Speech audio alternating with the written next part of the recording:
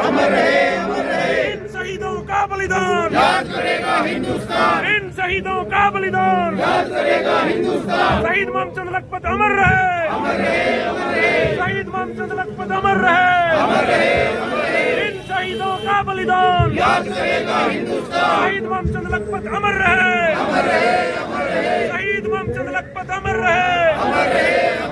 जय जवान, जय किसान, जय जवान, जय किसान। जब तक दुखी किसान रहेगा, धरती पर तूफान रहेगा। शहीद मोहम्मद लखपत अमर रहे, अमर रहे। शहीद मोहम्मद लखपत अमर रहे, अमर रहे। इन शहीदों का बलिदान याद करेगा हिंदुस्तान। इन शहीदों का बलिदान याद करेगा हिंदुस्तान। शहीद किसान मोहम्मद लखपत अमर रहे, अमर रहे। इन शहीदों का बलिदान याद करेगा हिंदुस्तान। इन शहीदों का बलिदान याद करेगा हिंदुस्तान। पखनावा में किसान शहीदी दिवस आज यहाँ पर मनाया गया है, तो क्या कहेंगे? देखिए 7 जनवरी 1993 प्रदेश की पूर्व सरकार के शासक ने हमारे क्षेत्र के 2 किसानों को, शहीद मोहम्मद जी और शहीद लखपत जी को सरकार की गोलियों का शिकार किया और किसानों के प्रति उनका समर्पण था। किसानों के प्रति उन्होंने शहादत दी थी, उसको लेकर हर साल पूरे प्रदेश के किसान उनका 7 जनवरी को यहाँ श्रद्धांजलि अर्पित करते हैं।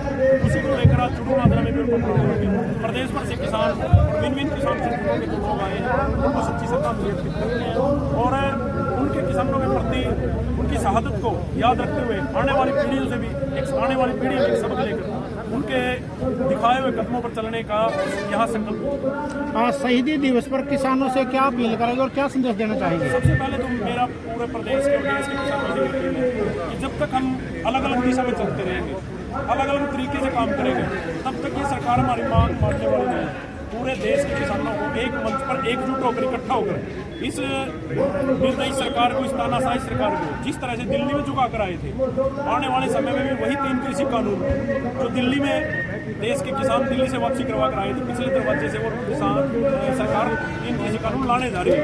इनको लेकर पूरे देश के किसानों को इकट्ठा होना होगा और जब तक इकट्ठा नहीं होंगे तो इसी तरह से किसानों को सड़कों पर लाठियाँ खाते हुए, गोलियाँ खाते हुए साथ। लेकिन जिस प्रकार विक्रम जी आपका कहना है कि किसानों को इकट्ठा होना चाहिए, लेकिन कहीं न कहीं चुड़नी जी का भी विरोध होता नजर आ रहा है किसानों के द्वारा। मैं ये कह रहा हूँ विरोध किस तरह का विरोध? जिस प्रकार बताया जा रहा है कि सीएम से चुड़नी जी मिले हैं, उस पर भी काफी किसान बोल रहे हैं हमारे, वो क्या कहेंगे आप? हम एमएसपी किससे मांग रहे हैं? देश के प्रधानमंत्री जी। हरियाणा की जो मांगे थी 12-13 मांगों को लेकर हरियाणा के मुख्यमंत्री से मिले, अब प्रजा मिलेगी किससे? राजा से, शासक से। उसी के हाथ में वो कलम है जिससे हरियाणा के किसानों की मजदूरों की समस्याओं का समाधान हो सकता है। जिस दिन हम मुख्यमंत्री को मिले उससे अगले दिन ये हमारी जो मुख्य मांग थी, एक मांग शामिल थी मुख्य मांगों में कि हरियाणा के किसानों को जो 2000 रुपये प्रति एकड़ सूखे का इस बार सरकार ने घोषणा की थी, उसका मुआवजा रुका हुआ था 90 करोड़ रुपये अगले दिन ही मुख्यमंत्री ने अपने कलम से डालने का काम किया। और भी जो मांगों को लेकर के अपन देकर आए थे, मांगों का मांग पत्र देकर आए थे, उस पर हरियाणा सरकार गंभीरता से विचार कर रही है। सड़कों पर भी बैठना पड़ेगा, सड़कों की भी लड़ाई लड़नी पड़ेगी और देश के प्रधानमंत्री और मुख्यमंत्री के कार्यालयों पर भी जाना पड़ेगा वहाँ, क्योंकि हमारी जो मांगे हैं वो वहीं से पूरी होंगी।